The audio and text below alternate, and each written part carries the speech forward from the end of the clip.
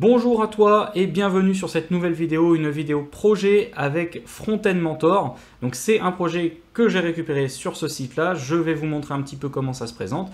Et en attendant, voici le rendu final qu'on va essayer d'obtenir avec tout simplement du HTML, du CSS et du JavaScript. Donc une vidéo plutôt orientée débutant avec un projet évidemment assez facile à réaliser. Mais si tu n'as pas les bases, évidemment, c'est un projet que tu peux aussi réaliser si tu te sens un petit peu fragile voilà, sur ces bases-là. D'autant plus que ce rendu-là, je le précise, est responsive. Donc, on va aussi aborder la question voilà, des media queries sur ce projet. Ce projet, donc, je l'ai pris sur Front-End Mentor. Donc, dans les challenges, vous pourrez retrouver le type calculator challenge. Et vous aurez donc la possibilité de télécharger des fichiers de base avec toutes les images, un guide pour le CSS, donc tout simplement en gros quelle police utiliser, quelle est la taille de la police par défaut sur tout le site. Vous avez les designs finaux en version ordinateur et en version mobile. Donc vous pouvez aussi essayer ce challenge avant même de regarder la vidéo évidemment pour vous entraîner et puis regarder la vidéo ensuite peut-être pour vous donner des indications, sachant qu'évidemment il n'y a pas une solution unique évidemment. Je ne suis pas ni le meilleur ni la seule personne à pouvoir résoudre ce problème, donc vous pouvez essayer de votre côté évidemment à résoudre ce petit problème qui est mine de rien assez simple, c'est qu'un niveau 2 sur Front-End Mentor, ça peut paraître beaucoup au début, mais c'est des choses qui se font assez bien avec le temps. Donc vous avez ce petit starter pack à télécharger ici, je vous mettrai le lien en description et rien de plus, on va pouvoir se lancer sur le projet, c'est parti.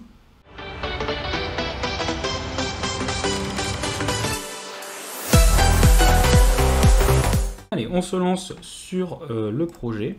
Donc pour commencer peut-être, parlons un petit peu donc, du style, enfin du guide pour le CSS en fait. Donc vous avez un fichier styleguide.md normalement dans le projet que vous pouvez télécharger sur Front-End Mentor.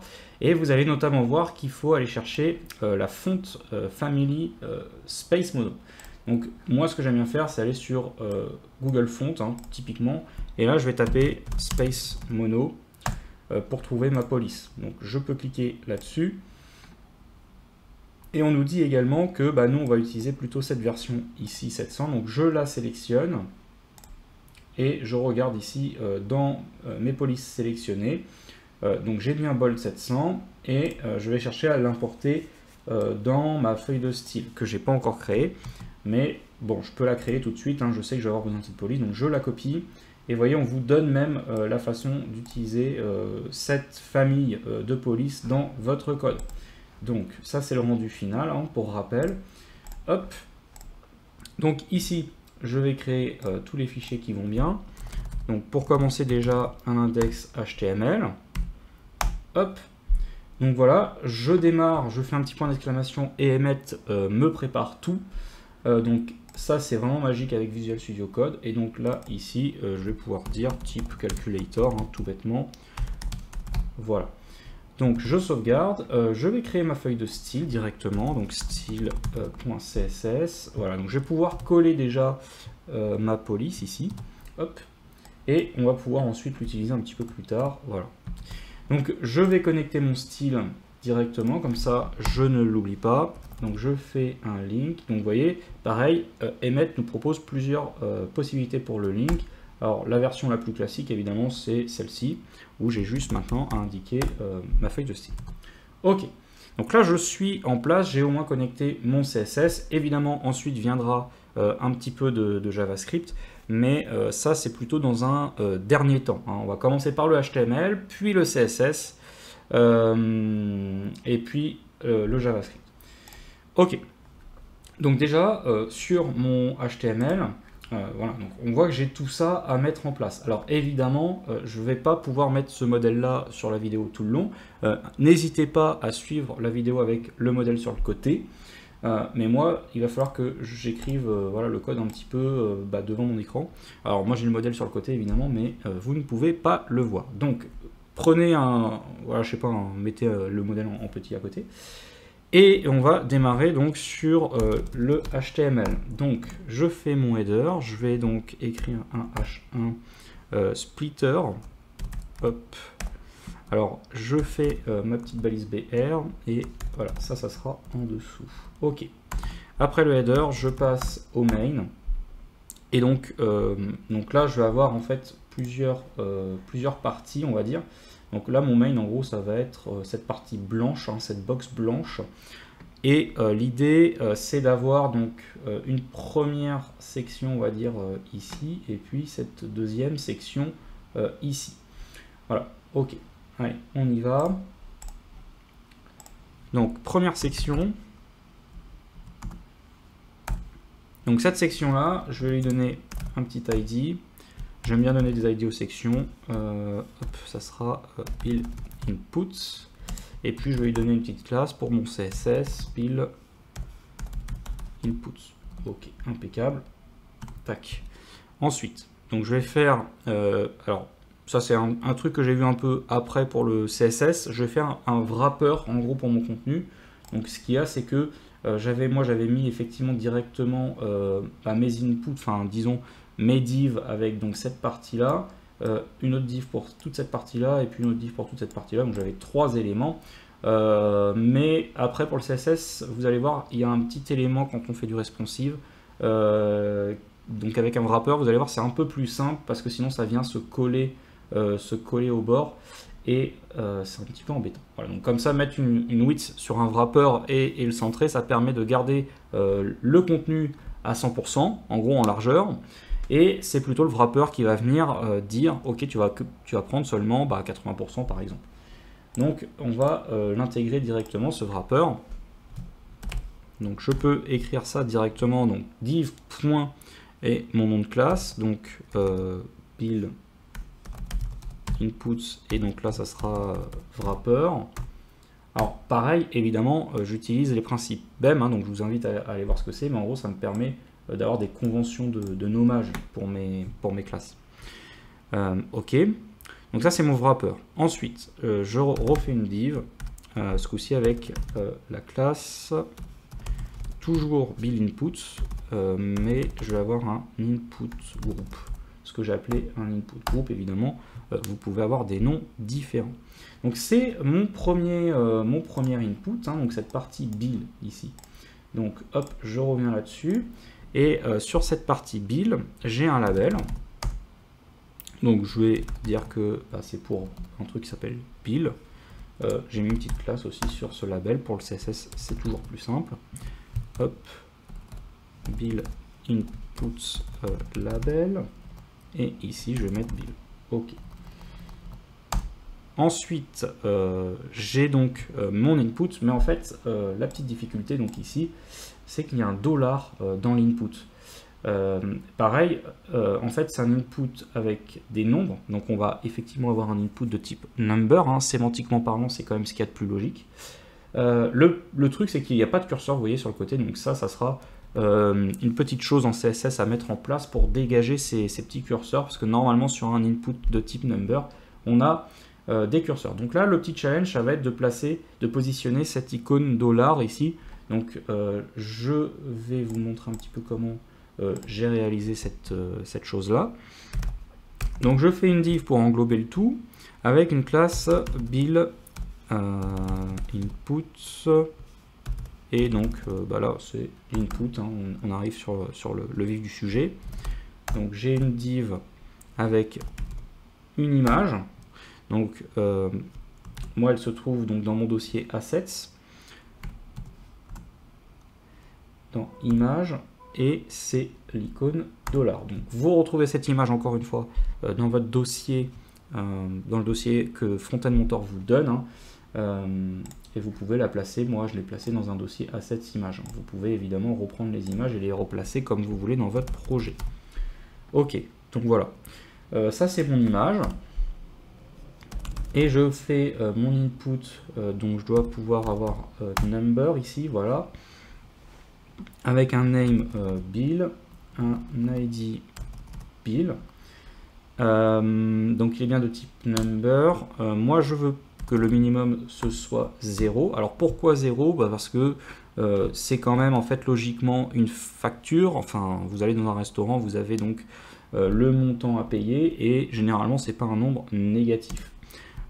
Pareil, je mets un step any parce que je peux aussi augmenter par quelque chose de différent de 1. Donc sémantiquement parlant, on va dire, voilà, ça paraît assez logique d'avoir des pas qui ne soient pas nécessairement 1. Pareil, placeholder 0, comme ça, on voit que j'ai 0 de base, et ça peut inciter du coup à comprendre que c'est bien un prix qu'on attend ici. Ok, donc pour ce premier input, voilà le début du boulot. Alors je peux déjà un petit peu ouvrir cet élément là pour voir ce que ça donne. Hop, voilà, c'est quelque chose comme ça. Donc pour l'instant on n'a pas encore tout positionné parfaitement, hein. On est encore assez loin du résultat, donc tout le reste ça va être du CSS. Ok. Alors ensuite, donc là j'ai mon wrapper, ici j'ai ma première section. Donc ensuite, en dessous de cette build, je vais essayer donc de faire ma grille de sélection avec du coup les types, les pourboires quoi en gros. Donc j'ai une classe build inputs et pareil ça va être un input group. Donc c'est la même classe qu'au-dessus. Et donc j'ai un label. Donc là ce coup-ci ça va être un truc qui s'appelle type build input label. Ok, alors select type pourcentage. Ok, donc ça c'est pour le label. Et ensuite du coup on a une liste de sélection, hein. Donc une liste, bon assez bêtement c'est un UL. Alors il y a une classe quand même type grid, je l'ai appelé, voilà, encore une fois libre à vous de l'appeler différemment. Et donc j'ai à chaque fois un LI avec une classe pas différente justement, ils ont tous la même classe parce que c'est le même style au final. Donc c'est mon type grid avec donc c'est des choix, donc j'ai mis type choice, voilà. Ensuite là dedans j'ai un bouton, donc la value de ce bouton pour le premier c'est 5. Alors il est de type button. Je vais fermer le petit volet sur le côté, comme ça on verra un petit peu mieux le code. Il est de 5% donc, et en gros on va refaire plus ou moins 6 LI comme ça. Donc j'en fais 6 et je viens me positionner ici. Donc à chaque fois on va changer. Donc là j'ai 10, ce qui fait qu'ici j'ai 10. Ensuite c'est 15. Ensuite c'est 25. Ensuite on a 50. Et c'est la dernière possibilité quoi, qui change un petit peu. C'est pas vraiment un bouton, c'est un input plutôt. Ok, de type number également. Avec un name, ça va être type, puisque c'est le for du label. Et pareil ici en fait, hein, donc l'ID. Ok, je mets également un minimum à 0, un step à 1, et puis je vais mettre un petit placeholder du coup qui sera custom. Voilà, c'est à peu près tout. Parce que comme vous le voyez, en gros sur le résultat final ici, j'ai bien mon custom qui vient s'afficher. Et là, si je recharge, vous voyez, vous avez déjà tous ces éléments-là qui viennent s'ajouter. Alors, c'est pas très joli, hein, mais ça, on va voir ça après. C'est avec le CSS qu'on va pouvoir régler tous ces petits soucis. Ok, et je vais pouvoir m'attaquer à la troisième section du HTML. Donc, je vais faire un autre build inputs. Hop, et je vais placer un label. Donc ça va être un truc qui s'appelle people. Donc pareil, là je mets un ID parce que je vais vouloir récupérer cette chose là, parce que vous allez voir, on va faire un peu de validation de données. En gros ici, si je mets 0, voilà, vous voyez, il y a un petit can't be 0 qui apparaît, et du coup l'outline ici devient rouge. Voilà, donc on va faire un peu de validation de données. Donc je mets directement un ID ici parce que je vais récupérer ce label un petit peu plus tard. Voilà, donc en gros je vais faire un premier span là-dedans, justement qui va être la première partie du texte. Donc ici, number of people. Et en gros l'idée ça sera que je vienne placer un deuxième span ici avec, avec l'erreur. Voilà, si jamais il y a une erreur. Ok, ensuite j'ai toujours mon bill input. Donc ça c'est comme celle du dessus. Ok. Et donc je vais faire d'ailleurs comme au-dessus ici aussi. Je vais mettre une image avec, donc ça va être hop, assets, image, et ici ce coup-ci c'est un petit logo avec une personne. Voilà, donc là je vais mettre personne. Hop. Ok. Et donc mon petit input, donc toujours de type number, je vais mettre un minimum 0 avec un step de 1 ce coup-ci, puisque a priori on n'a pas des bouts de personnes. Hein. Un ID people, un name people et un placeholder à 0. Voilà. Donc ça va être un petit peu ce qu'on va avoir ici. Et on va donc pouvoir passer à la deuxième section. Donc déjà là, si on regarde un petit peu ça, on en est là. Voilà. Donc c'est toujours pas joli. On va voir ça après. Donc on a fait toute cette partie gauche. On va pouvoir s'attaquer à la partie de droite, ici. Donc je reviens dans mon Visual Studio Code. Et en gros, je vais essayer de choper donc, cette première section, voilà, qui se termine ici. On va passer donc à la deuxième section. Cette deuxième section, je vais donner également un petit ID, result, avec une classe result. Voilà, donc c'est pas des noms forcément c'est pas les meilleurs noms qu'on puisse trouver, mais c'est les noms que j'ai choisis. Donc je vais faire une sorte de wrapper ici.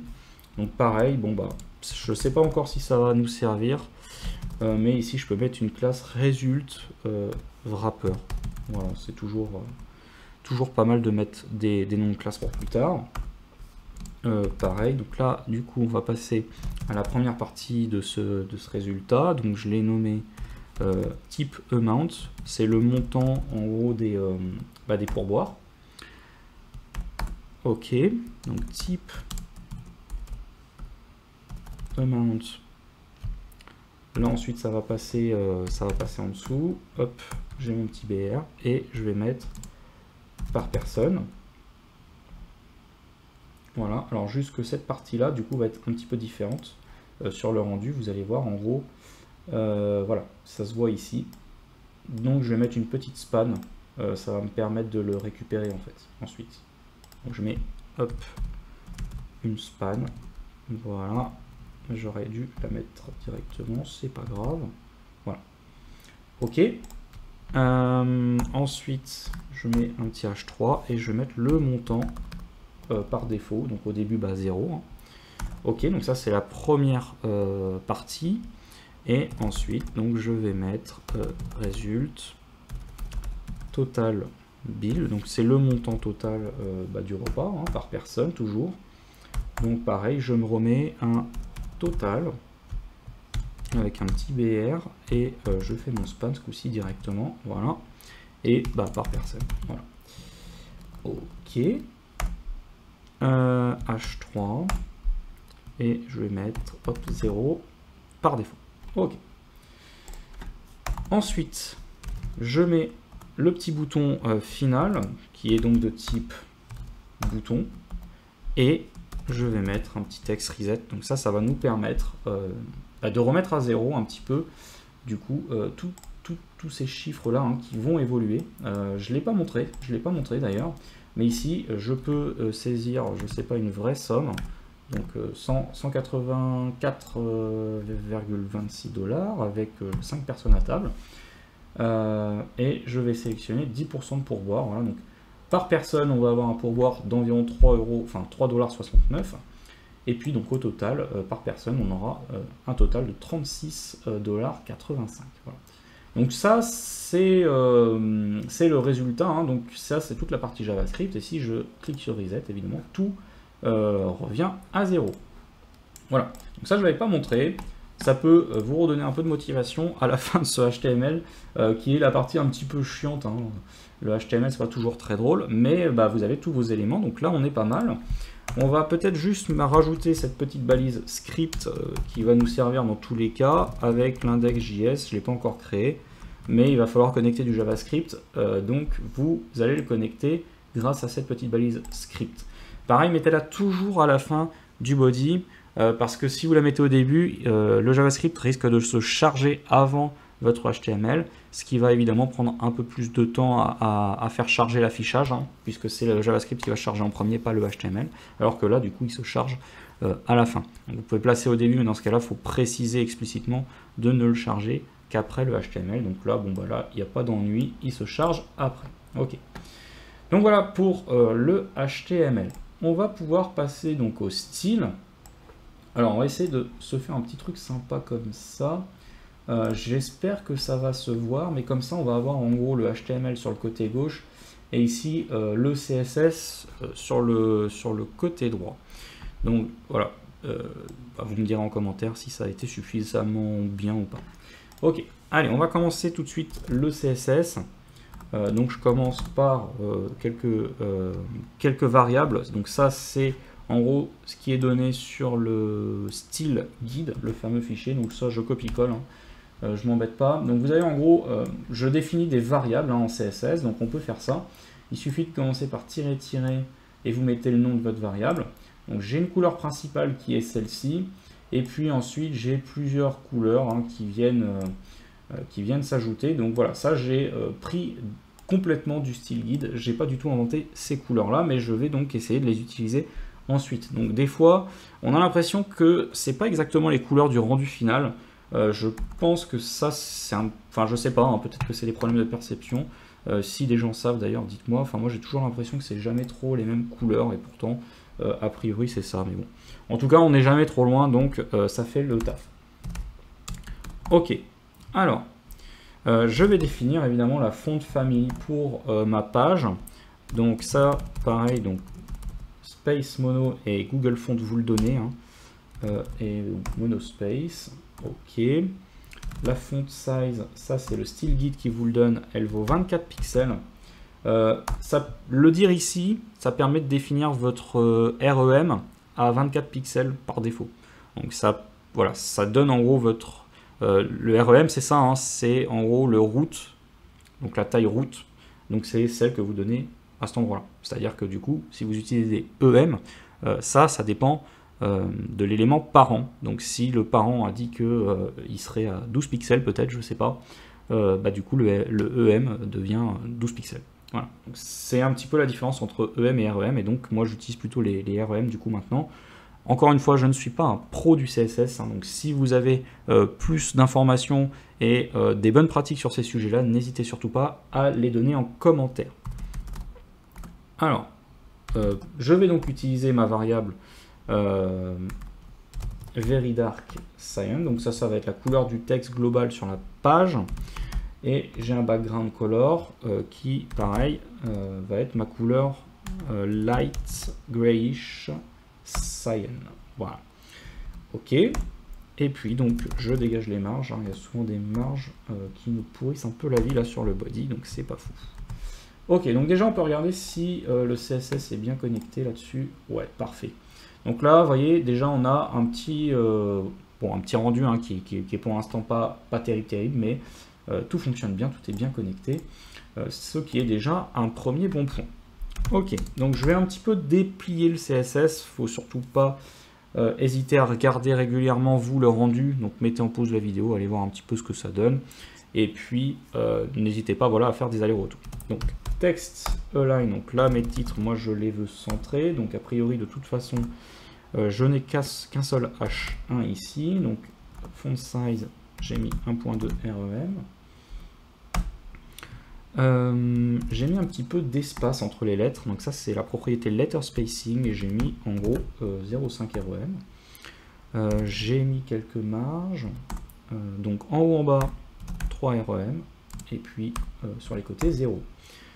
Avec une petite opacité pour essayer d'approcher le rendu un maximum. Donc ça donne quelque chose comme ceci. Voilà, donc on a ce petit titre ici qui vient se positionner, donc a priori ça se passe pas mal. Ok.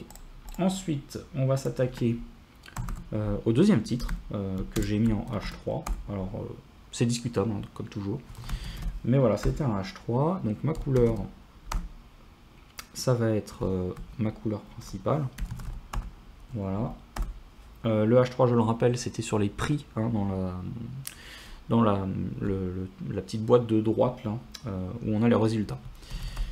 La font size, ici, je la donne en 2 REM. Hein. C'est un petit peu plus gros sur la maquette. Et je donne une marge de 0 pour dégager les marges du H3 habituel qui ne m'intéressent pas.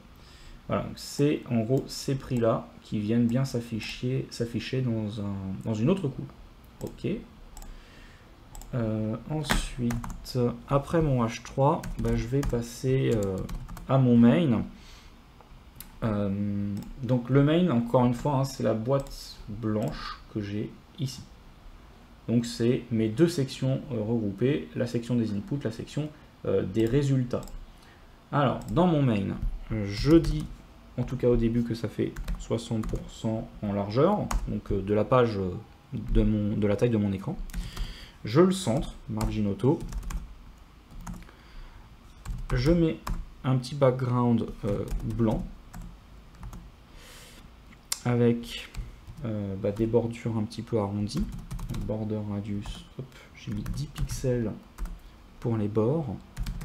Un petit padding global de 2 REM. Et j'utilise Flexbox là-dessus pour positionner mes deux boîtes côte à côte. Je les positionne en mettant de l'espace entre les deux. Voilà, pour l'instant, ce que ça donne, c'est ça. Donc j'ai bien ma première section ici avec les inputs qui vient sur la gauche et ma deuxième section résultat qui vient sur la droite. Hop, je repars donc sur mon code.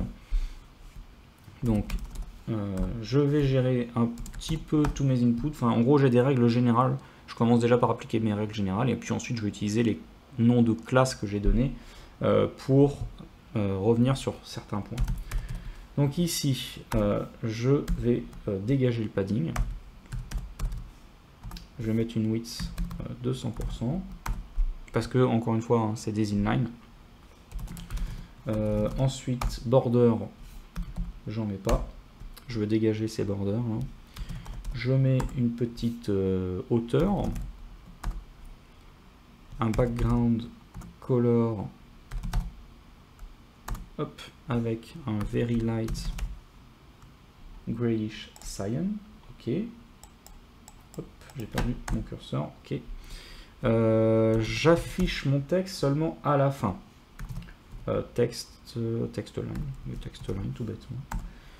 Parce que mes zéros, mon texte dans les inputs, en fait, je le veux à la fin. Et donc sur la droite et puis sur la gauche, j'aurai souvent mes icônes, hein, donc dollar ou la petite icône avec la personne. Font family, je le reprécise ici parce que sur les inputs, en gros, on perd notre font family. Donc elle hérite du parent, hein, c'est-à-dire la famille que j'ai utilisée pour le reste de l'application. Color. Alors ici, ça va être du texte en very dark cyan, voilà. Et puis une petite font size de 1.4 REM. Ok. Donc sur mes inputs, du coup maintenant, voilà, j'ai quelque chose comme ceci. Donc vous voyez, il y a toujours les curseurs, mais j'ai bien une petite taille, déjà une taille assez correcte hein, sur les inputs, et puis la couleur qui vient se placer. Ok, donc ça c'est pour les inputs. Maintenant, ces inputs là, en gros, quand que ce soit les inputs ou les boutons d'ailleurs, quand je passe dessus, normalement j'ai un curseur.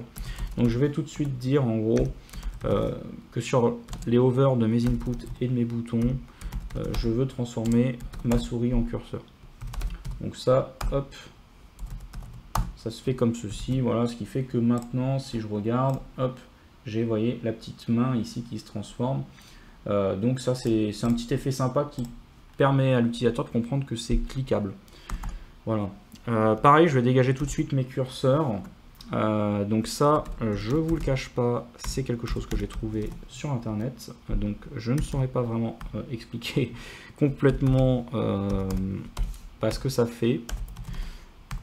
Alors ça se comprend quand même. Dans le sens où voilà, c'est pas juste un copier-coller bête. C'est-à-dire qu'en gros tous mes inputs de type number, je viens sélectionner les curseurs quand même. Donc ça, voilà, il y a le inner et le outer spin qu'on comprend assez bien. Ok, et donc je vais en apparence dégager, hop, donc dégager l'apparence en fait, et puis dégager les marges associées. Ok, si je fais ça, hop, voilà, donc là j'ai plus mes curseurs. Voilà, donc on a réussi à dégager ces trucs là, donc c'est plutôt pas mal.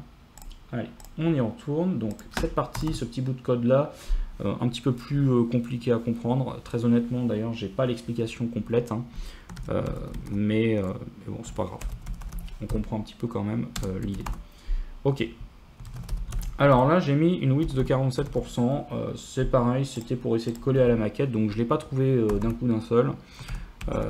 Voilà, ça faut pas hésiter à chercher un peu, hein. Hop, sur mes inputs group, décidément, hop, input group, j'utilise un petit flexbox pour les positionner les uns en dessous des autres, et avec une petite marge, donc de 1 REM sur les côtés, en haut et en bas, et 0 sur les côtés. Donc ça c'est mes input group. Ensuite j'ai mes labels. Donc là j'ai mis une font size de 0,8 REM. Ensuite une petite couleur, une couleur grayish cyan. Ok. Pareil, un display flex, je suis un grand fan de Flexbox, donc je l'utilise un petit peu partout. Et Justify Contents, space between, je mets un peu d'espace entre ces choses-là. Okay. Pourquoi? Parce que, surtout pour en fait le deuxième input avec la validation de données qu'on verra un peu plus tard. Ensuite, bin inputs label, voilà, donc là, je vais avoir une classe erreur que je vous expliquerai un petit peu plus tard. Donc ça sera pour justement l'affichage rouge qui va s'afficher en gros quand vous mettrez 0, quand vous essaierez de choper 0,5 personnes par exemple. Donc là je mets juste, donc là j'ai essayé de le choper, donc c'est une couleur maison. Voilà, ça fait un rouge un petit peu sympa. Qui va colorer mon texte en gros quand ça va pas être bon sur l'input des personnes. Ok. Ensuite, donc j'ai les inputs à proprement parler. Enfin, la partie avec la petite image et puis l'input. Donc pareil, je les mets en display flex. Align items center. Donc ça va me permettre de bien caler mon dollar dans l'input. Le border radius de 5 pixels, donc on va arrondir les bords, et puis je mets une petite margin en haut pour séparer du label. Ok. Et donc pour le dollar, et puis donc le petit icône de personne, pour les placer dedans, et bah malheureusement là j'ai pas le choix, il faut que j'utilise une petite position, alors là j'ai fait n'importe quoi, hop. Une petite position absolue. C'est des choses qu'on essaie d'éviter, mais bon, ici ça fonctionne bien. Build input, input. Et donc pareil, donc ce coup-ci sur l'image, j'ai une position relative. Donc le fait de mettre une absolute sur la div, donc c'est sur celle-ci. Donc après je peux mettre mon image ici en relative, et en fait du coup ce qu'il y a de bien c'est que la position absolue c'est par rapport à la taille de, enfin par rapport à votre page complète, alors que position relative c'est par rapport aux parents. Donc je ne viens pas positionner directement la div, parce que là si je venais dire left 1 REM par exemple, et ben ça me collerait ça vraiment sur mon bord gauche de la page, hein, à 1 REM du bord gauche. Là du coup je viens dire ok, donc là je sors du flux en gros de style, quoi, de ma feuille de style. Là je dis bah, par rapport à ça je viens me placer du coup ce coup-ci qu'à 1 REM du bord. Voilà. Donc qu'est-ce que ça vient faire? Hop, je viens positionner ici mon petit dollar à 1 REM, mais à l'intérieur de ma div. Voilà, donc ça c'est plutôt pas mal. Et du coup, bah, la div après elle prend la place dont elle a besoin, mais elle est en position absolue, donc elle est quand même sortie du flux général de CSS, ce qui fait qu'elle peut venir se placer par-dessus l'input. Donc ça c'est bon, voilà, c'est des petites astuces, c'est plutôt pas mal. Ensuite, donc mobile input, pareil, je reprends input et je viens donc placer un petit peu de style sur chacun des inputs. Donc padding right 1 REM, je vais essayer de décoller un peu le texte du bord droit. Voilà, hop, et voilà, comme ça on a un petit espace ici, donc il se voit pas trop hein, sur mon écran, mais vous avez ici un petit espace. Hop, donc voilà, ça c'est pour la partie, bah non c'est pas fini, il me reste juste l'erreur là à gérer. Tac, input, et pareil, donc quand j'ai une erreur là-dessus, je veux changer la bordure. Alors, je vais quand même donner une petite épaisseur, style solide, et effectivement ça va donner la même couleur rouge que pour le texte. Et puis du coup je viens aussi arrondir les bords de ma bordure, puisque j'avais dégagé les bordures hein, pour rappel sur les inputs. Voilà, donc pour l'instant de toute façon cette erreur on ne peut pas la voir, donc on la verra un peu plus tard quand on aura fait un petit peu cette partie JavaScript. Ok, bah ça commence à donner des choses plutôt intéressantes. Vous voyez qu'on se rapproche quand même pas mal du résultat ici qu'on est censé obtenir à la fin. Ok. On va attaquer du coup maintenant la petite grille avec bah, tous les pourboires. Hein. Donc je m'attaque à la grille. Donc avec un list style type, donc je dégage toutes les puces. Pareil, je mets en display flex, hein, ça me permet d'avoir cette grille sur le résultat final, et pour le responsive, c'est vraiment super facile à mettre en place. Donc ça, on s'en prive pas. Un petit flex wrap qui justement permet cette responsivité. Wrap. Et donc les margins, donc j'en mets juste une en haut, sinon le reste, j'en mets pas. Ok. Padding, je le dégage. Hop, 0, et je mets un peu d'espace entre mes lignes. Donc il y a une petite propriété Flexbox qui s'appelle Row Gap et qui permet de spécifier justement un petit espace à placer entre les lignes. Vous avez colonne gap, si je dis pas de bêtises, pour l'espace entre les colonnes. Hop, ensuite sur mes choix, et bien dans un premier temps je dis hop, qu'elles vont faire 30% en gros. Voilà, donc ça me donne hop, quelque chose comme ça pour l'instant. Donc voilà, c'est déjà plutôt sympa. On va bien évidemment continuer cette chose là. C'est pas fini. Alors on y va. Type grid, type choice. Donc je viens chercher mes boutons et mes inputs. Donc pareil, type grid, type choice et input. Et donc je viens leur donner une petite hauteur de 0,5 REM, 2,5 REM. Font family, bah pareil en fait hein, sur ces trucs là, il faut bien lui rappeler que il prend la famille de ma page. La font size, de mon texte, ça va être 1.2 REM. Le border radius, pareil, j'arrondis les bords. Je dégage les bordures. Et je donne 100% à mes inputs et mes boutons. Voilà. Je vais juste terminer la partie des boutons. Comme ça, on va pouvoir tout voir d'un coup. Encore une fois, mettez sur pause hein, si vous voulez voir le résultat en cours de route. Hop, button, background color var avec le very dark cyan et une color white. Ok, voilà.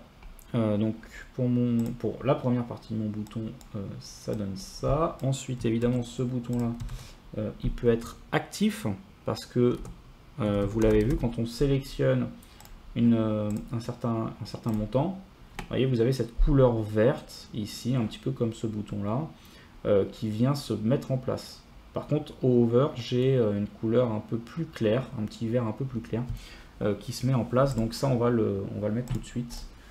Comme ça sera fait. Même si pour l'instant, on va pas pouvoir trop voir le résultat. Donc background color, donc là, j'ai mis le very dark cyan et puis donc une couleur white pour faire ressortir le texte. Ok, pareil. Hop, je viens ce coup-ci toujours sur le bouton, mais au hover. Et donc dans l'idée, j'ai les mêmes propriétés avec des couleurs donc, différentes ici. Sur mon background color, j'ai la couleur principale, et donc sur les couleurs en elles-mêmes, donc celle du texte, hop, j'ai non, j'ai pas une variable, ça c'est un truc que j'ai chopé un petit peu à la main, donc 9FE8DF, donc avec un color picker, hein, j'ai pris ça. Voilà, et puis il y aura juste peut-être cette partie input. Donc je reprends ma grille et je viens mettre en place un petit peu le CSS de l'input, donc avec un texte align center tout bêtement. Ici on va pas avoir besoin de plus. Ok, voilà, donc on a une petite grille déjà très sympathique avec déjà pas mal de styles bien en place. Bon, pareil, alors ici pourquoi j'ai un gros titre, on a l'impression que c'est comme ce truc là, je pense que j'ai pas encore mis ça, c'est un peu bizarre, non c'est un peu bizarre. Alors on va, quand vous avez un problème de style, oups, tac, voilà, quand vous avez un problème de style, n'hésitez pas à ouvrir la console, donc F12 pour ouvrir cette petite fenêtre en bas. Vous avez en fait ici, quand vous êtes dans éléments, même d'ailleurs en console en fait on s'en fiche, vous avez cette petite souris qui va venir vous permettre de sélectionner quelque chose sur votre page. Donc là typiquement number of people, et donc là si je veux je peux regarder par rapport à Bill ou à select type d'où vient cette couleur, de la couleur et puis la taille aussi de, alors je peux l'augmenter un petit peu, hop, et puis je sais pas si vous voyez bien, voilà. Donc voilà, donc là vous voyez il y a des propriétés ici qui sont pas claires, ça veut dire que ils les utilisent pas. Donc a priori mon light grayish cyan, pour des raisons que j'ignore pour le moment, il ne l'utilise pas. Ah non, ok, je suis un petit peu trop, alors où est-ce qu'il m'emmène? Ok, donc ça c'est les propriétés du body. Et donc sur le label, tout ce que j'ai c'est un curseur default. Il n'a pas réussi à choper, je pense que j'ai fait une erreur de frappe. Ouais, bah d'ailleurs je pense qu'il n'y a pas de classe, alors que ici j'avais mis une classe. Voilà, donc c'est un petit oubli. Donc on va retourner sur le code avec la solution en main. C'était donc sur ce label ici, j'ai oublié la classe. Tac, je copie et je colle. Et si on revient dessus, voilà. Voilà, donc là on est impeccable pour la partie gauche. On est vraiment pas mal. Et on va donc pouvoir passer à la partie droite. Hop. Donc je vous remets le HTML un petit peu en place pour qu'on puisse suivre ce que ça donne côté HTML. Donc voilà, on fait cette partie-là maintenant, donc cette section ici. Voilà, on va commencer donc hop, avec la boîte principale, result. Donc pas mal de propriétés sur ce result. J'ai remis une width de 47%, un background color very dark cyan, border radius,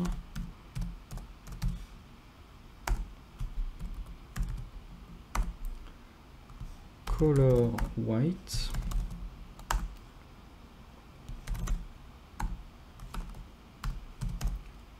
donc la font size ça va être du 0,9 REM pour le coup. Un letter spacing, pareil, j'ai mis un petit peu d'espace entre les lettres, donc vraiment un tout petit peu, ça se voit quasiment pas, mais ça me permettait de coller un peu plus au modèle. Alors après je suis pas intégrateur web, hein, donc on fait un petit peu ce qu'on peut, mais c'est toujours des beaux challenges à résoudre. Ok, je les mets en colonne, je les espace, un space around, ok. Et je les centre sur l'autre direction. Voilà. Et puis donc un padding général donc de 2 REM ici, en haut et en bas, et de 0 sur les côtés. Très bien. Donc ça c'était pour la partie, pour le bloc général. D'ailleurs on peut regarder un petit peu ce que ça donne. Voilà. Donc pour l'instant on en est là. Donc vous voyez ça commence quand même à donner vraiment quelque chose de très intéressant ici. On va un petit peu peaufiner ces détails.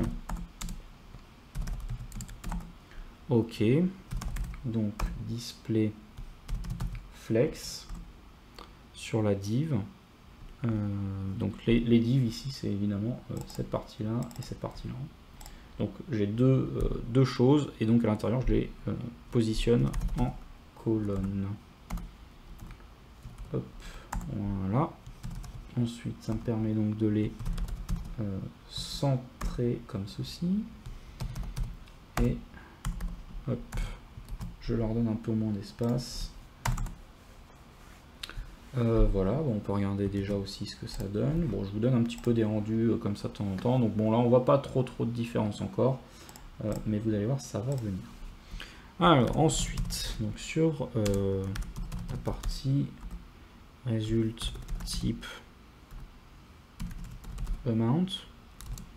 Et sur la partie result et result total bill. Donc eux ils ont des propriétés qui sont quand même les mêmes, donc je les mets ensemble, je les regroupe. D'ailleurs le code n'est pas nécessairement optimisé partout je pense, donc n'hésitez pas pareil en commentaire hein, si vous avez des petites suggestions d'amélioration sur le code, c'est avec grand plaisir. Ok, pareil donc sur ces trucs là, voir un peu ce que ça donne. Voilà, donc j'ai réussi à caler ça comme ça en ligne. Donc ça c'est pas mal. Et donc on va pouvoir ensuite vraiment partir sur les détails, donc avec le par personne par exemple. Donc result type amount span et le result total bill span. Donc ces deux spans là, c'est les deux mêmes, hein, donc c'est les par personne là. Du coup elles ont les mêmes propriétés a priori. Grayish cyan pour le texte et c'est écrit en petit font size. Donc j'ai choisi 0,7 REM. Ok. Donc là vous voyez donc le par personne était en blanc. Si je recharge maintenant il est écrit en petit en dessous, un petit peu transparent. Impeccable. Ok. Je passe au bouton. Donc avec un petit width de 80%, un padding de 0,6 REM sur le haut et le bas et 0 sur les côtés, un font family que je reprécise parce que sur un bouton évidemment ça ne fonctionne pas. D'ailleurs là le code n'est pas super optimisé parce que j'aurais pu faire un truc un peu général pour les boutons. Donc là c'est pas foufou, j'aurais pu faire ça un peu mieux, c'est un peu caca. Voilà, donc n'hésitez pas à le refaire de votre côté. Sur tous les boutons, tous les inputs d'ailleurs, parce que de toute façon, on fait un fond de famille inherit sur toutes ces choses-là, parce qu'ils ne prennent pas par défaut la couleur, enfin la famille de police que j'ai donné à ma page. Hein. Donc, il ne faut pas hésiter à le faire de manière générale. Donc, mon background color avec un var sur main color. Ok. Donc ça, c'est pour le bouton. Et maintenant, quand je passe ma souris dessus, je vous ai montré tout à l'heure, il y avait un vert un petit peu plus clair. Donc, on va le donner tout de suite avec le background color. Paf. Voilà, je l'ai déjà utilisé. C'est un truc que j'avais trouvé moi-même. Ok. Voilà. Donc on a ce petit bouton ici qui d'ailleurs est un petit peu haut je crois par rapport au modèle de base. C'est assez marrant d'ailleurs parce que le texte n'est pas tout à fait... Là il est gras et pas sur l'autre. Donc ok. Bon. Je pense que sur le rendu final il était gras donc c'est plus sur ce rendu là que j'ai dû faire une petite erreur mais bon peu importe. Globalement, on arrive un petit peu à obtenir ce qu'on veut. Ok, c'est impeccable. On va pouvoir passer à la partie responsive. Alors, ma petite astuce sur la partie responsive, c'est d'ouvrir, pareil, donc la petite console ici. Dans un premier temps, je n'ai pas spécialement besoin de la vue responsive en soi. Mais quand je réduis ma fenêtre, ici, comme ça, vous voyez sur le côté en haut à droite, ici, vous avez ici une petite fenêtre qui vous indique la taille en largeur et en hauteur de votre fenêtre.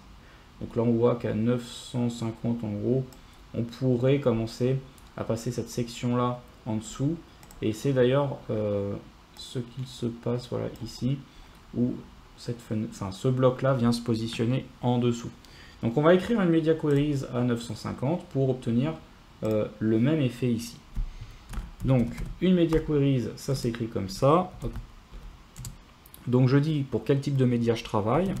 Donc là, nous, c'est des écrans, hein, tout ce qu'il y a de plus basique. Et puis, je dis que pour les écrans de moins de 950 pixels, eh bien, ces propriétés vont s'appliquer. Hein. C'est la max width, c'est-à-dire qu'au-dessus de cette taille-là, ça ne s'applique plus. Hop, donc mon main... Je vais lui redonner un colonne, comme ça ils vont bien venir se mettre les uns en dessous des autres. Et donc sur mon build inputs et mon result, je vais donner un 100%. Voilà. Ok. Donc si on regarde un petit peu ce que ça donne déjà, paf. Donc voilà. Donc là c'est plutôt sympa. Mes inputs se sont bien mis tout le long ici.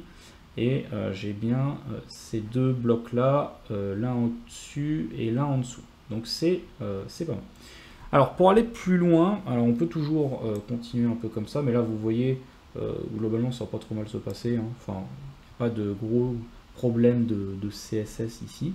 Alors le design voulait que quand même cette fenêtre, ce bloc en blanc vienne prendre la taille de tout l'écran en version mobile. Ce qui se comprend assez bien parce que là on est encore un petit peu large par rapport à une version mobile. Et sur version mobile on aurait ces bords ici un peu inutiles qui seraient pas forcément utiles, donc autant les dégager. Alors pour venir en version mobile, là par contre je reviens en grand et en fait il y a une petite icône ici sur votre fenêtre développeur, la Toggle Device Toolbar que vous pouvez activer et vous pouvez sélectionner donc ici des modèles de téléphone un petit peu connus et ça va vous donner en gros le résultat de votre design en version mobile. Donc là on voit que c'est quand même un petit peu juste, c'est-à-dire que si par exemple la boîte blanche pouvait tout prendre, ça serait cool. Si les types ici pouvaient ne prendre que 2 colonnes au lieu de 3, ça serait un petit peu plus sympa. Et puis bon, voilà, on va faire deux trois petites choses comme ça. Le rendu sur ce design là, voilà, ça donne quelque chose comme ça, c'est quand même un petit peu plus sympathique. Voilà, le but du jeu c'est d'en arriver là. On y va.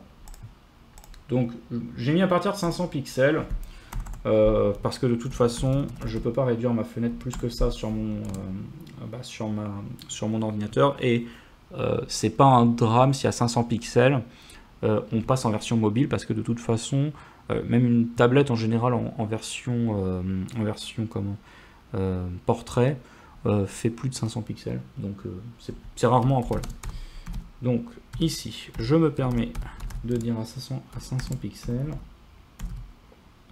Ok, je vais venir écrire mes petites règles, donc il n'y a pas grand chose. Hein. Donc il y a le main, où là bah, du coup je vais lui dire de prendre 100%, hein. Ça va dégager les petits bords. Et sur le padding, je vais dire 2 REM en haut, mais pas sur les côtés. Hop. Ensuite, j'ai ce coup-ci mon wrapper, donc build input wrapper. Donc qui là, lui va venir s'appliquer avec 80%, jusque là il prenait 100%, et une margin auto pour le centrer. Voilà. Ensuite, type, donc type grid, type choice. On va essayer de faire ça sur 2 colonnes coup-ci. Donc, comme j'ai un flex wrap, je peux juste dire, ok, mes types choice vont prendre un petit peu plus de place. Donc là, 45%. Et comme de toute façon, pour le 3e bouton, ça va déborder de la boîte, bah, le flex wrap va venir le wrapper en dessous. Ensuite, sur les résultats, j'ai une width de 80% avec, pareil, une margin auto. Donc ça, c'est pareil, hop, sur la boîte ici. Tac. Et donc là, on a quand même quelque chose déjà de plus agréable, on va dire.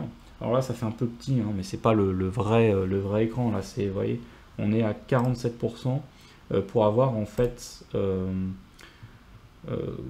la globalité de l'écran. Parce que là, si je mets 100%, vous voyez, je vais pas réussir. Voilà, faut que je scrolle pour. Donc voilà. Bon, ça donnerait ça donc sur un vrai écran de téléphone, donc sur un iPhone SE, on aurait ce rendu là sans zoom, sans rien. Voilà, donc c'est un rendu qui est quand même plutôt sympa. Mais pour le moment, si ici je tape des choses, je n'obtiens rien de plus, on va dire, sur le rendu. D'ailleurs, voilà, il est à 100%, ça part un peu en cacahuète. Voilà, bon, j'ai rien du tout sur les résultats du bloc du dessous. Donc l'objectif maintenant, ça va être de faire un peu la partie JavaScript finalement. Donc, on va se faire ça. C'est la dernière partie. Alors, ça va pas être la partie la plus simple, hein, on va pas se mentir. La partie JavaScript, c'est souvent un peu là où ça bloque, on va dire. Mais on va se lancer. Allez, c'est parti. Donc, je fais mon index JS. Voilà. Donc, ici, je vais récupérer un petit peu tout ce qui est important. Donc, première chose, le premier input, le build input, je vais venir donc le récupérer dans le DOM, donc document.query selector, et là j'ai mis build, tout bêtement je crois. Il y avait même un ID. Hop, voilà. Donc là je suis sûr de récupérer un élément unique, c'était un ID. Ensuite il y a tous mes boutons pour les pourboires, donc les types buttons. Et donc je viens récupérer tous mes boutons, donc selector, query selector all. Donc c'était un type grid, type choice et button. Voilà. Hop, je vais récupérer mon curseur. Je fais donc ensuite le petit custom parce qu'il y avait un petit bouton, enfin un input de plus pour le pourboire. Donc custom type button, je l'ai appelé. Bon, pour rester cohérent sur les boutons, mais c'est plutôt un input. Donc query selector, là j'en récupère qu'un seul, type grid, type choice, et je viens récupérer l'input. Ok. Ensuite, le nombre de personnes. Donc je récupère le label parce que je vais devoir l'utiliser pour mes erreurs ensuite. Hein. Donc number of people label.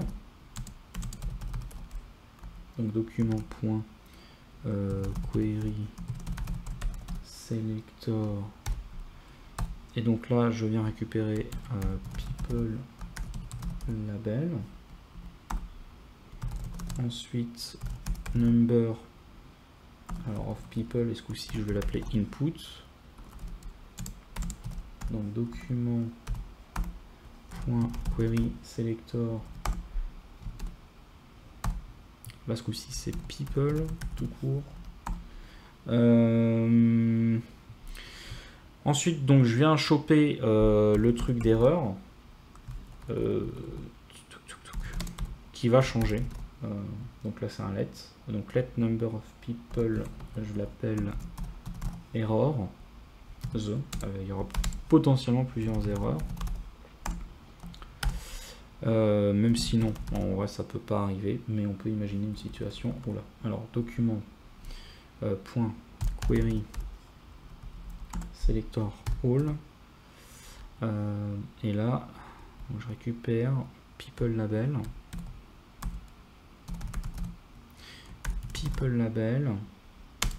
et je crois que c'est la classe error tout bêtement, ouais.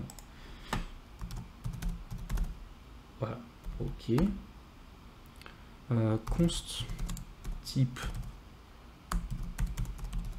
amount dom, donc là c'est les résultats, hein, parce que ça aussi il va falloir que je les modifie, donc pareil, toujours la même chose, je vais les choper, donc query selector, donc ici on est plutôt dans la partie result, type amount h3, ensuite total bill dom, donc toujours pareil, document query selector result total bill h3, hop, ok, et const le reset bouton, hein, qui va quand même nous servir, document.query selector, donc vous voyez, hein, c'est quand même une démarche assez chiante, hein, donc enfin vive les frameworks. Vive les frameworks, parce que devoir récupérer à chaque fois les inputs, les résultats pour les manipuler, bah évidemment c'est un peu chiant. Ok, bon, on a tout fait, on a tout récupéré là en tout cas dans ce petit projet. Donc allons-y, moi je définis en gros un montant en gros qui sera de 0 pour commencer. Pareil, type amount percentage, donc il est de 0 aussi, et puis le nombre de personnes au début, bah, il est de 0 a priori, hein, on va le récupérer ensuite. Ok, donc ça ce sont les variables que je vais pouvoir utiliser ensuite, et bah, je vais me lancer en gros donc sur une première fonction qui va me permettre de calculer les types, enfin les pourboires et le total. En gros, l'idée c'est que bah, ça je vais l'utiliser un petit peu partout. Dès que je vais écouter un input, si toutes les informations sont données, bah, je mets à jour le résultat. Donc je crée cette fonction là qui va être appelée un certain nombre de fois, donc calculate type and total. J'aime bien donner des noms explicites qui commencent par un verbe, c'est peut-être pas le meilleur nom possible, mais au moins on comprend ce que ça fait. Donc si le nombre de personnes est différent de 0, d'ailleurs avec un petit deuxième égal, voilà, donc si j'ai plus de 0 personnes, bah, je vais pouvoir calculer le prix par personne et puis le nombre de, le pourboire, voilà, le pourboire par personne. J'en perds mes mots. Donc type amount dom inner text, donc je change directement le texte en gros de mon résultat. Je garde un petit $, et ici je vais intégrer, donc grâce à des templates string, je viens calculer directement le montant. Donc type amount percentage divisé par 100, donc ça peut être 0, hein. si on n'a pas choisi de donner du pourboire. Et là, bah, je divise par le number of people. Voilà, ça me donne un prix par personne. Alors le truc, c'est que ce prix par personne, là, a priori, il n'a aucune raison de s'arrêter à deux nombres après la virgule. Il faut préciser en plus to fixed 2. Donc là, il s'arrêtera à deux nombres après la virgule. Ça, c'est une petite astuce parce que quand vous avez des floats, des nombres à virgule, JavaScript, lui, il ne sait pas qu'il doit s'arrêter à deux nombres après la virgule. Il n'en a rien à faire. Donc, c'est à vous de lui préciser. Ok. Donc, ça, c'est pour la partie... D'ailleurs, je vais refermer le volet sur le côté. Ça... Voilà. C'est pour la partie type amount DOM. Et maintenant, on va faire la deuxième partie, donc le total. Donc, total build DOM.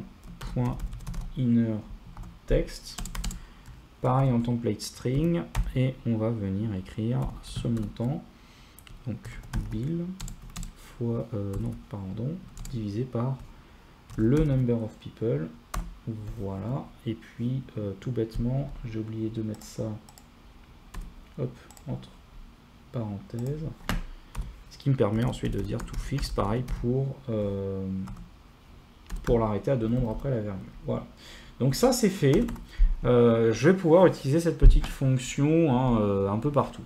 Donc là maintenant, bah, l'objectif ça va être d'avoir des écouteurs d'événements pour que chaque changement sur les inputs, on recalcule la valeur des résultats, pour que quand je clique sur le bouton reset, tout se mette à 0. Quand je clique sur les boutons pour le pourboire, et bah pareil, ça recalcule un petit peu tout ce qu'il faut. Et donc on va mettre tout ça en place. Mais là maintenant, en gros, on va traiter la partie vraiment événementielle de JavaScript.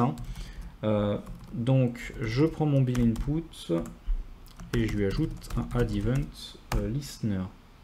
Donc lui, il écoute donc chaque changement de mon input. Je récupère l'événement parce que dedans est stocké la valeur qui m'intéresse.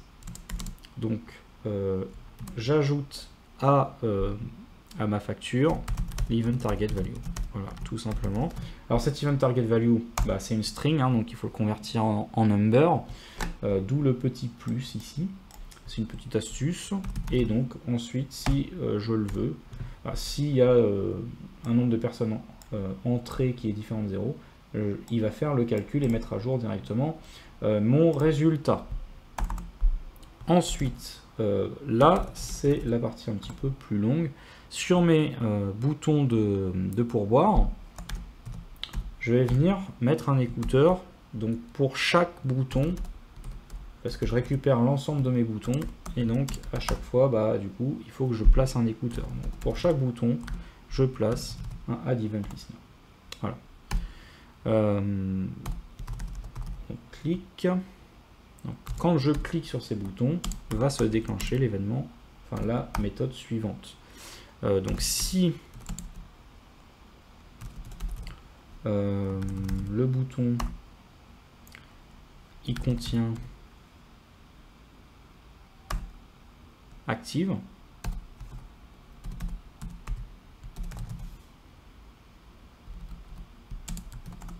en gros s'il est actif, je type tous mes boutons. Donc si je clique sur un bouton et qu'il est actif, je rends inactif tous les boutons. Alors l'idée c'est que les autres boutons sont déjà inactifs, mais du coup le bouton, mon bouton à moi qui était actif, devient aussi inactif. Donc ça c'est juste pour éviter qu'il y ait deux boutons actifs en même temps. Sinon on risque d'avoir des soucis. Donc, class list, et donc par défaut je remove active. Ok. Et donc je remets type amount percentage à 0, puisque du coup j'ai plus aucun bouton d'actif. Sinon par précaution, sur mes boutons je les désactive quand même tous. Ça me permet d'éviter qu'il y en ait deux qui soit actif en même temps, ce qui n'est pas souhaitable pour le calcul final. Ok, et maintenant du coup, je rends actif le bouton sur lequel j'ai cliqué. Donc je lui ajoute active. Ok, et j'ajoute à mon type, non, c'est pas type amount percentage, c'est type amount, voilà, c'est type amount percentage, pardon. Plus la valeur de mon bouton. Voilà. C'est un, pareil, c'est une string, hein, donc converti en nombre. Ok, et donc si voilà, donc je recalcule le total hein, pour mettre à jour mon résultat. Si il y a des personnes évidemment d'enregistrer sur l'input final. Ok. Alors il y a évidemment le petit custom type button.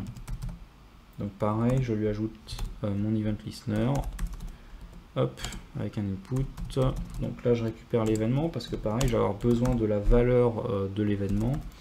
Donc type amount percentage, il va prendre la valeur event target value, tout bêtement. Ok. Et donc je recalcule si jamais le total, comme d'habitude. Ok. Et donc maintenant, on va passer au number of people, hein, le nombre de personnes. Alors là, il va être un peu plus long, un peu plus costaud celui-là, parce qu'on fait de la validation de données là-dessus, en JS pur, hein, pas de librairie, rien du tout. Donc ça va être un petit peu plus costaud à écrire. Donc number of people input, donc sur ces inputs, j'ajoute, enfin sur cet input, j'ajoute un event listener sur input. Et je veux récupérer la valeur de mon input, donc je prends l'event. Alors, number of people errors, déjà du coup je le remets à jour, parce qu'on ne sait jamais, il se pourrait qu'il ne soit plus à jour. Donc pareil, hop, donc people label.error. Ok, donc je le mets à jour parce que, bah, évidemment, en gros, on va aller le chercher une fois au début, mais ensuite, il faudra retourner le chercher si jamais bah, on corrige l'erreur. Hein. Il faut tout simplement pouvoir dire à l'utilisateur qu'il a bien corrigé l'erreur, que c'est très bien. Number of people errors ensuite. Et ben, pour chaque erreur,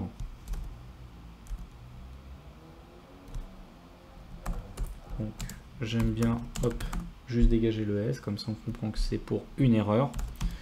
Number of people label, et ben je lui retire remove child, je lui retire mon erreur. Voilà. Donc en gros l'idée c'est que je dis je dégage toutes les erreurs. Ensuite, bah, mon input pareil, hein. De sa liste de classes je vais lui retirer error, comme ça il va redevenir classique, il sera plus en rouge. Et maintenant je regarde si j'ai une erreur sur mon entrée utilisateur. Donc event target value, est-ce que par exemple j'ai 0? Alors si j'ai 0, et ben je crée une nouvelle span en fait. Donc document.create élément, et je lui dis que je veux une span, et donc je vais l'ajouter dans et donc je vais lui ajouter du texte, inner text, tac, et donc je lui dis can't be 0 puisque c'était ce que voulait le modèle, le design. Donc can't be 0. Ok, je lui ajoute quoi? Une petite classe, donc class list.add, je lui ajoute erreur, donc ça vous allez tout de suite comprendre du coup pourquoi on a utilisé erreur dans le CSS, bah, c'est de là que ça vient. Et ensuite donc je prends mon label, ce coup-ci, tac. Toc toc toc, non, il faut aussi, enfin voilà, bon, après peu importe l'ordre, en gros, donc bon, allez, je reprends mon label, je vais, non, je vais prendre l'input plutôt, voilà. Donc l'input et je lui ajoute aussi une classe error. Comme ça, il va avoir ses bordures rouges. Et donc ensuite, j'intègre dans mon label donc append child. Et là, donc je lui donne l'error span. Voilà. Donc j'ai créé moi-même la span qui va venir s'intégrer dans mon comment dire. Donc si je reviens sur mon HTML, ici vous voyez vous avez number of people, et bien juste après ça du coup ma span va venir se mettre en place puisque je l'intègre, hein, je fais un append child sur ce label ici. Donc voilà, c'est en gros ce qui est dit, hein. C'est en gros ce que je dis là-dedans. Ok. Ensuite, else if event.target.value, est-ce que j'ai un point là-dedans? Donc si j'ai un point, c'est que j'ai un nombre à virgule, sauf qu'on ne peut pas couper une personne, hein. Donc pareil, bah, je vais revenir copier ces trucs-là, puisqu'en gros ça va faire à peu près la même chose à ce texte près. Donc pareil, c'est pas optimal, j'aurais clairement pu optimiser ça pour pas recopier du code. Mais bon, là ici ça fera l'affaire. Donc je vous laisse cet exercice, hein. Donc can't be decimal value, voilà, bah, tout le reste ça va donner à peu près la même chose. Et puis donc else number of people, je récupère mon event target value, voilà, donc je le convertis en nombre et donc je recalcule le montant. Ok, maintenant il ne me reste plus qu'une chose à faire, hein, puisque en gros tous mes inputs sont gérés. Pareil pour les boutons et le custom bouton là pour le pourboire. Donc en gros maintenant si je regarde d'ailleurs, tac, il y a tout un tas de trucs qui va se mettre en place. Donc par exemple j'ai 150 personnes, donc là je vois que ça fonctionne pas. Donc quand ça fonctionne pas, le réflexe évidemment c'est d'ouvrir cette petite console, donc F12, et on va voir ici, chose qui est bizarre, c'est que ça vient pas se mettre. Alors j'ai peut-être pas rechargé, si je crois que si. Bon, on va voir. Hop, non, ça vient pas se mettre. Donc on va essayer de choper, hop, un truc comme ça. Alors il est bien actif. Il est bien actif. Donc là on a un problème, c'est que la classe, comment dire, alors, button active vient se mettre là. Donc si je remonte un petit peu, ah, c'est que j'ai remis Very Dark Cyan. Ok. Ok, donc là c'est moi qui ai copié deux fois la même chose, enfin qui ai écrit deux fois la même chose. Donc c'est un problème de style. Si je viens récupérer, donc c'était par là. Donc voilà, sur la partie active ici, je me suis un petit peu gouré. Donc on va corriger ça tout de suite. Hop. Donc, alors pour le active, c'était main color. Pour la couleur, j'avais bien un very dark cyan. Ok. Et pour le hover, là je me suis aussi planté. Donc c'était plutôt ce coup-ci very dark cyan. Et puis juste le background color. Ah oui, donc c'est l'inverse. Tac. Donc la couleur du texte, elle ne change pas. Et la couleur du background, elle change. Voilà, celle-là. Donc on va regarder tout de suite si ça fonctionne. Hop. Ok, voilà, là on y est. Donc là j'ai bien 150$ pour 15% de pourboire. Et puis on était 5 personnes, voilà. Donc a priori j'ai un petit montant par personne pour le pourboire. Et puis donc 30$ par personne pour le repas, effectivement. Donc ça fonctionne bien. Voilà. Donc on a un JavaScript qui fonctionne, il n'y a que ce petit bouton là maintenant qui ne fonctionne pas et qu'il va falloir donc mettre en place, hein, tout bêtement. Donc là en dessous, je récupère mon reset button et je lui ajoute mon événement. Donc ça sera un clic. Ok, donc type amount percentage 0. Bill 0. En gros, je remets tout à 0. Donc number of people, pareil, 0. Et je remets tout à 0, mais aussi dans le DOM, hein, donc sur ce qu'on voit à l'écran. Donc ensuite, bill input value. Bon, tout bêtement, rien du tout. Type buttons. Donc pour chacun de mes boutons, hop.